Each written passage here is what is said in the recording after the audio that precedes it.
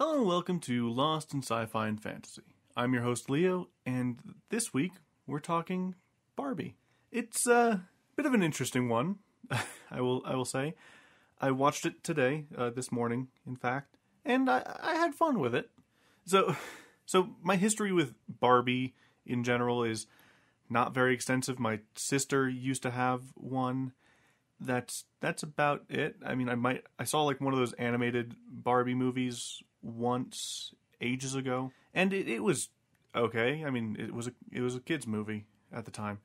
I think the property I was more familiar with, like at the time, was like Strawberry Shortcake. That was something I was a little bit more familiar with.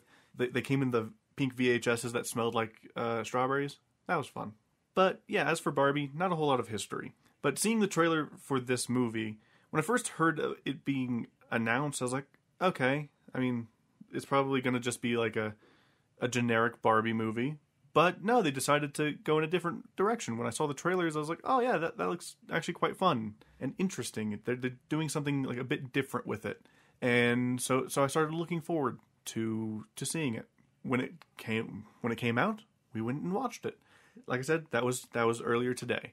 So a very exciting time. Let's see.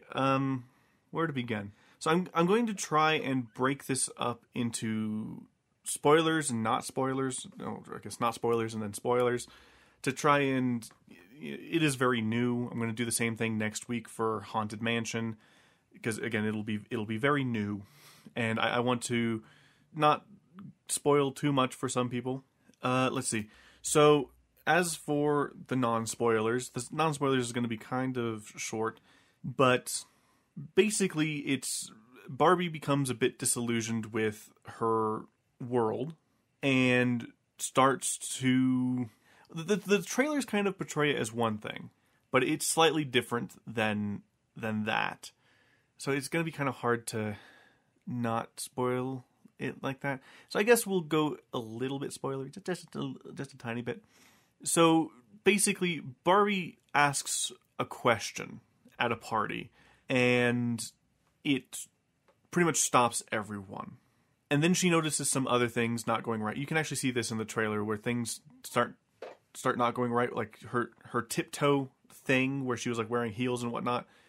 She goes flat-footed. Then when she goes to like float off of her building, she falls. Those are things that you can see in one of the trailers. So she seeks some help from a different Barbie who says that she needs to go to the real world and find the girl who is playing with her and, help her out. And then a lot of it's kind of like, just don't worry about it. Don't worry about it. Don't worry about it. Okay. So she goes, Ken joins her, then she experiences the real world and a lot of the problems there within. And that's pretty much all I can really say about the non-spoilers, really. Again, the movie has a lot more depth than that, I'm willing to say. And its message, while simple overall, is kind of more complicated than the surface. And yeah, overall the film is a big old love letter to Barbie's history, but also a slight criticism about Barbie's history as well. Like, they're not afraid to criticize their source material or the creators of said source material, which I think is nice. It's actually a really good criticism. It's fun. Before we go into the spoilers, I will say I like this movie. I do highly recommend it. It's very funny. Some of the things that you see in the trailers that are really fun are like the Ken dance-off. That's very fun. There's actually a whole Ken musical number that's extremely fun. The rivalry between Ken and Ken, Ryan Gosling, Ken, and Simu Liu, Ken, that's fun. Michael Cera's Alan is great. Yeah, overall, it's very fun and a worthwhile watch. With that said, though, let's go ahead and dip a bit into more spoilery content. So, while Margot Robbie's Barbie is in Barbie Land, we learned that the specific Barbie that she is stereotypical Barbie. So the like plain cookie cutter Barbie. And she asks during the dance party, has anyone ever thought about death? And that stops everyone. Like, wait, what? What do you mean? Then the next day, she starts noticing that everything isn't quite right. She sleeps in and is woken up, like, and it's just like, what? And she has like a bit of a headache. She goes to take a shower and it's like super cold, not like perfect. And she's in a Barbie dream house, so like there is no actual water or anything. But yeah, the water's cold, even though it's not there. Then she goes to have her toasted waffle and it's burnt. And she goes to drink her milk and it's expired, even though again it's not there. So she is sent to seek the help of Ugly Barbie. Now, Ugly Barbie is a Barbie that has been played with too hard. So like they cut the hair, they put in like highlighter streaks into her hair or whatnot, or they force her into like the splits, and that is Ugly Barbie. She's a great character. Yeah, so she sends her on the quest to go to the real world to assist the person playing with her in the real world. And the transition from Barbie Land to the real world is a fun one. They have to go through a very specific set of transitionary vehicles and transitionary scenes in order to get to the real world, and it just kind of works. And theoretically, it also just kind of works the other way. And yeah, it's very interesting. They go into the real world, and the FBI then... hold on. Rewind it a bit. So, still back in Barbie Land. The narrator states that all of the Barbies believe that they've pretty much cured sexism and gender inequality, and they're just kind of left to believe that.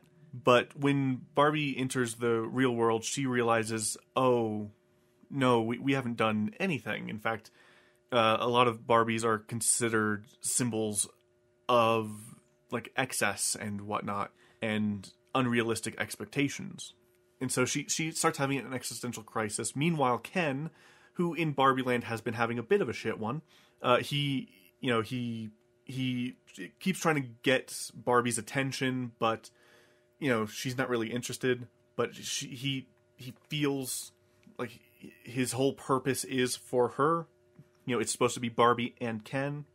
He's just there for Barbie. But when he goes into the real world with Barbie, he finds out that, there's something called patriarchy and misogyny and whatnot. And he's like, these things seem okay.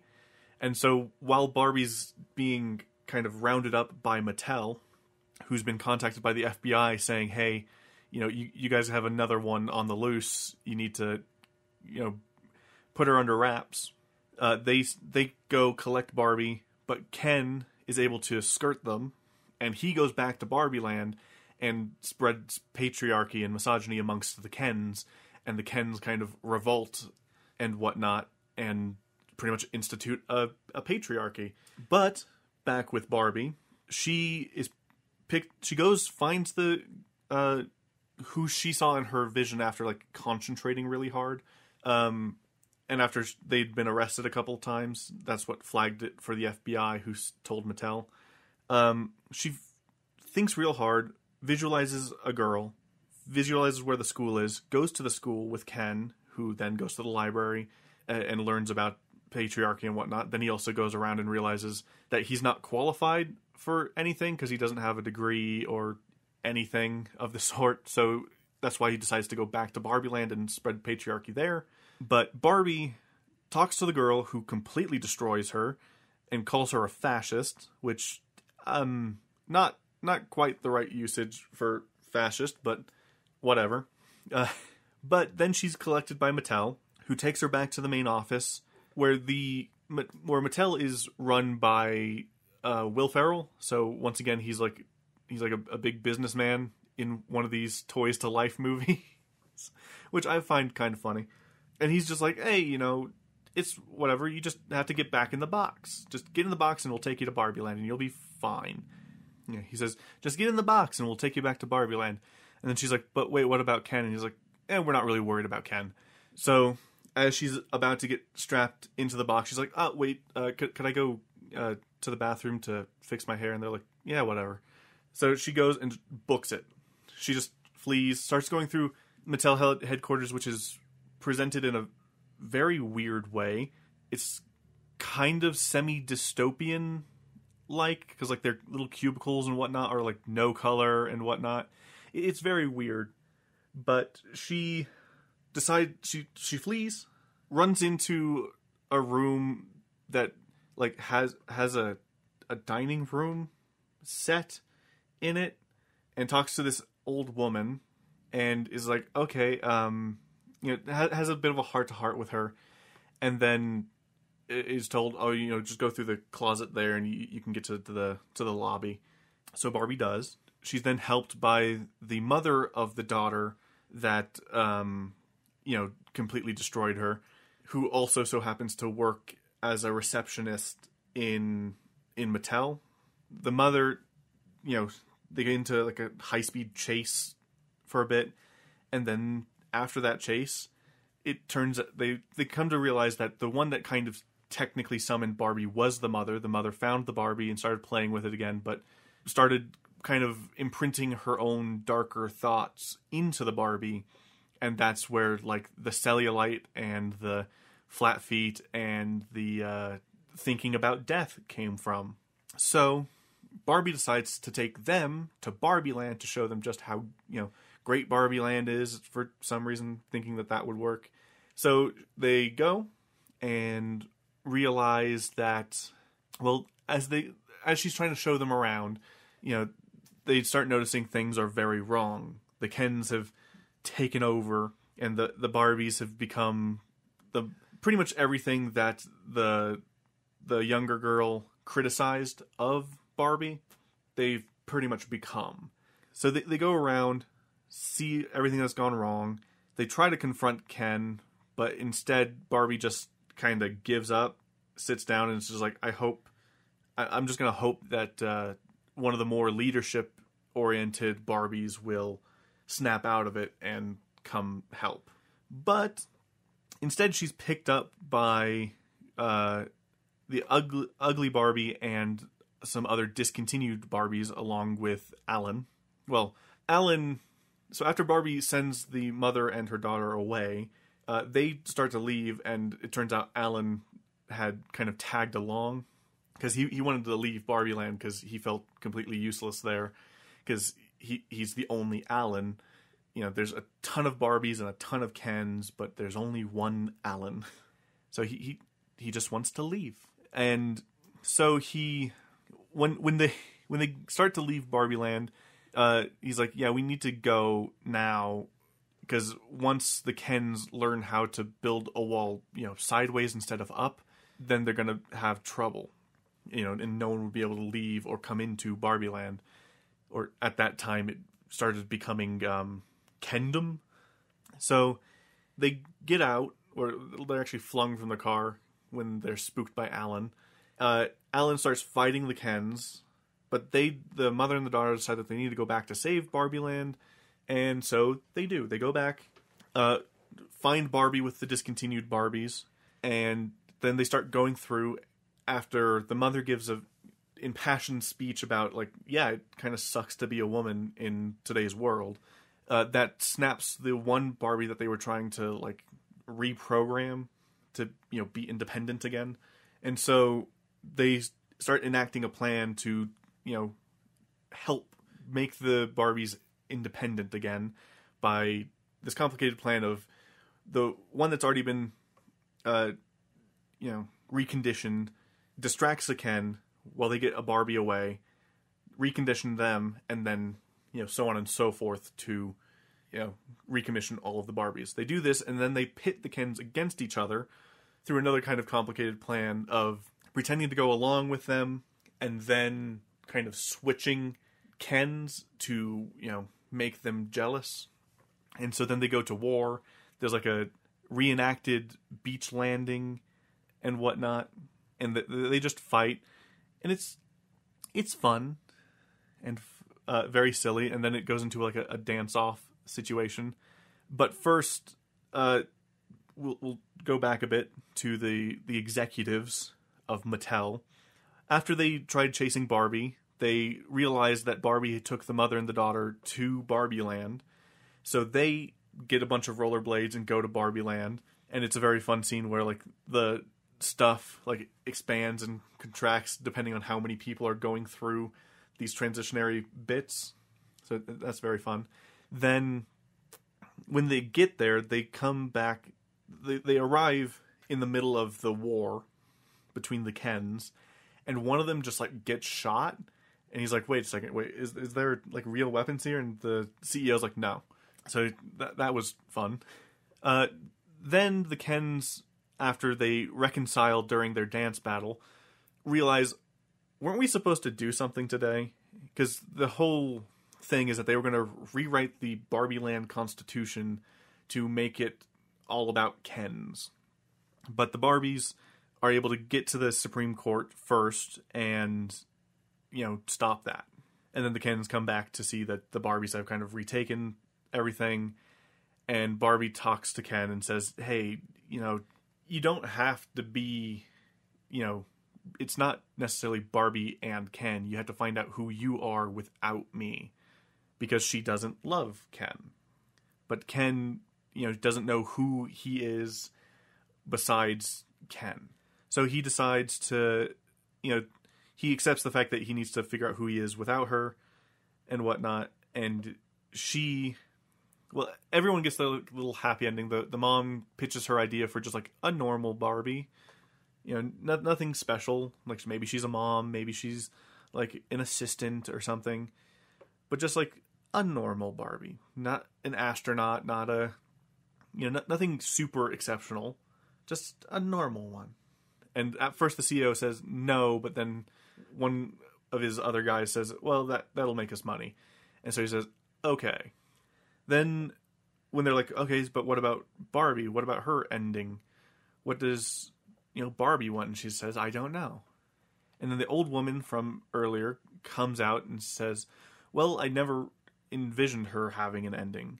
And it turns out that the old woman is the creator of Barbie. And she's like, I didn't envision any kind of ending or whatnot. And so Barbie decides that she doesn't want to be someone's idea. She wants to make ideas and whatnot. She wants to be part of the process and everything. And just kind of be a real person. And she wants the creator's blessing. She's like, you don't need my blessing. If it's something you want to do, it's something you want to do. But you have to feel it first. So she makes Barbie feel, like actually feel and whatnot. So she then says, yep, and that's it. The movie ends with Barbie being dropped off by the mother, daughter, and father. And she goes in to an appointment, and they're like, okay, so what are you here for? She says, I'm here to see my gynecologist. And that's it. Which, yeah, that's Barbie. It's a fun movie. It's very funny. There's like a little miniature ad near the, I guess, middle / nearish the end. I'd say maybe 3/4 of the way through. It's when Barbie's in her slump, waiting for someone else to fix it for her. And there's a little ad break for Depression Barbie, and it's very funny. It's a very good movie, very fun. It does talk about how Barbie didn't fix everything, and it's critical of the brand and the company, while also saying that Barbie doesn't need to fix the problems. They're there to try and hopefully inspire, but the reality does kind of suck in the end, and it needs to be changed. The narrator does pop in at one moment to say, like, because she's talking about how she feels ugly or like not perfect like Barbie's supposed to be. And the narrator comes back in and says, yeah, Mattel really shouldn't have cast Margot Robbie for this role if that was what they were trying to go for. And a lot of the stuff about like the portal and whatnot, they're like, just roll with it. Just ignore it, roll with it. And she's given like a Matrix as choice before going, and she's like, I want to stay and forget. And she's like, yeah, that's not how it works. You have to go on the adventure. Like, Mattel deems it so you are going. And at the very beginning, the movie opens with a parody of 2001: A Space Odyssey. And I think you actually see this in one of the trailers. Like, I think it was the teaser for the film, where it's just a bunch of, like, little girls in a desert playing with baby toys, like baby dolls. And then they start, once they see Barbie and touch it, they start smashing the baby dolls. It's very funny and very weird. It's a very silly, fun movie. The Kens are great. The Barbies are alright. I mean, you get to see all the different ones, even the really weird ones, like the pregnant one, which has a different name, I think. I can't remember. The one that you could grow them and then they're like their boobs inflated, which was very weird. They have the dog that poops, which was dumb and silly. What else? The one that has a TV screen in its back. Yeah, they had all the weird Barbies, and like I said, it's a kind of a love letter to Barbie, and it's a very fun movie, and I do recommend it. But I think I'll go ahead and leave that there. It is a good movie. I do recommend it. And with that said, we can go ahead and go into this week's update for the challenge. And we'll just go ahead and go straight into it. So, the challenge this week went very smoothly. So this week, to try to make sure that everything worked out okay, I sat down and I meticulously planned my entire week out, at least up to Thursday, with how I was going to read it. And it worked out perfectly. So, I had planned it out because I was like, okay, so Monday, I need to record this, stream this, play this, and so on and so forth. And then read 100 pages. I had to make sure that each day I read 100 pages. And it worked out beautifully. So I finished the book on Thursday. I started the next book on Thursday. It is currently Friday when I'm recording this because I don't plan on doing a whole lot of reading this week, but I will do a little bit of reading this week. But yeah. So the book starts off a little bit slow, kind of. It kind of kicks off, but at the same time, you don't feel settled. And I think that's just a problem with the Trials of Apollo series, is even though you're going to be in one place the entire book, you don't feel like you settle in that place for a good while. So in this case, they're settled in Palm Springs, and they're just kind of roaming around Southern California for the entirety of the book. Whereas in the previous book, they were in Indianapolis, and the book before that, they were in Camp Half-Blood. So, they settle in one place each book. This one, it took a while to actually properly feel that they're settled in a place, and they swapped out the companions a lot more this time. So, instead of, he'll either be going with Calypso or with Leo, as well as Meg. This time he's going with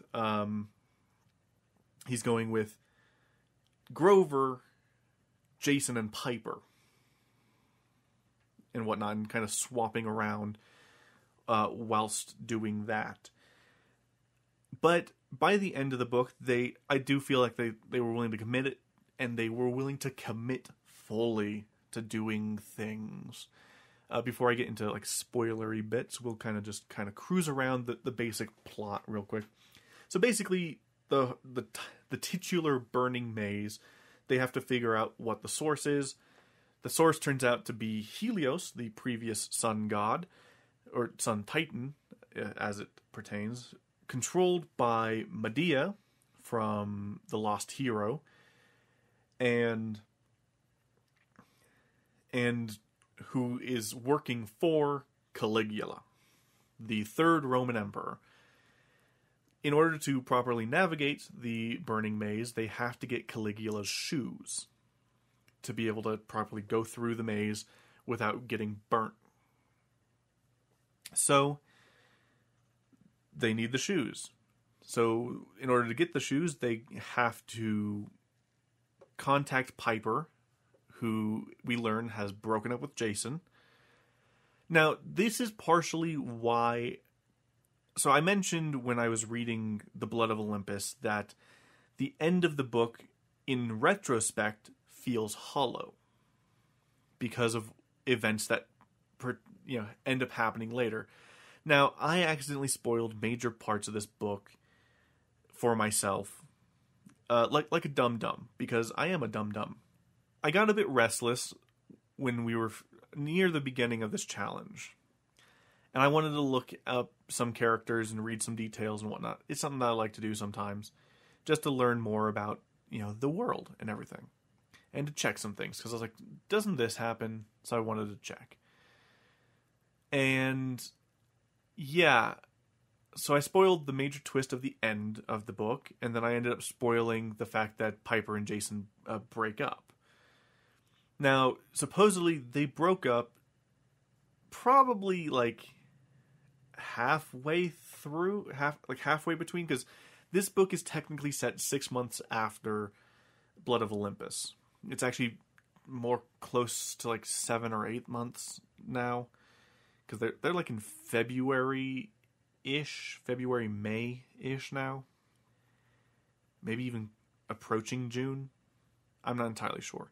But they broke up a couple of months after that, and then they've been separated for a few months now. And yeah, that's just kind of their relationship as it stands. And early on, the book kind of starts hinting that, maybe Jason did something wrong, or it's because he learned something in the maze and he decided that he couldn't be with Piper or something. But then when Apollo talks with Jason, Jason's like, it's fine if they want to blame me. Like, if Millie and Coach Hedge want to blame me. She broke up with me, though. It was her decision. And so when Apollo gets a chance to talk to her about it, he learns that the reason that she broke up with him is because their relationship was kind of born during a crisis. And they didn't know whether or not they actually cared about each other more than, actually romantically. And Piper comes to the conclusion that, no, she isn't romantically attracted to Jason. And so she decided to break it off, because she's kind of getting tired of people expecting certain things from her, and that was part of it. Part of it, to me, feels like Rick Riordan wanted to do something different, so he was like, break them up. Because technically, if they were still together during this book, it would have had a bit more impact, but at the same time, he probably wanted to skirt different implications that might have come up from that. But it's understandable. But yeah, so a lot of the book is them just trying to figure out what to do with the maze, how to get through the maze, and whatnot. Visiting Piper, visiting Jason. Piper, her dad is bankrupt and they have to move back to Oklahoma. And Jason's in a boarding school. But yeah, so Jason, the reason that he's a bit freaked out and what he heard from the Oracle, because he was granted access to the Oracle to try to spook him away. And the Oracle told him that either him or Piper were going to die if they faced Caligula. And Jason was determined to make sure it was him, because he didn't want Piper to die. And he succeeds. Jason is killed in this book. He gets murdered. And that is the major spoiler that I spoiled for myself. Because, so, I looked it up, because I was curious, the percentage of LGBT characters and whatnot, and because I wanted to see where, because you'll notice as Rick Riordan writes books, he gets more and more inclusive as it goes on, which is good. But I was curious when it starts properly happening, and how, say, Magnus Chase was going to be, and different types of inclusivity that Rick Riordan includes. I was curious. So I looked it up, and I saw that Piper was included in it, and I was like, really? So I click it, and it shows that she has a girlfriend at some point. I'm like, okay, that's neat, but what about Jason?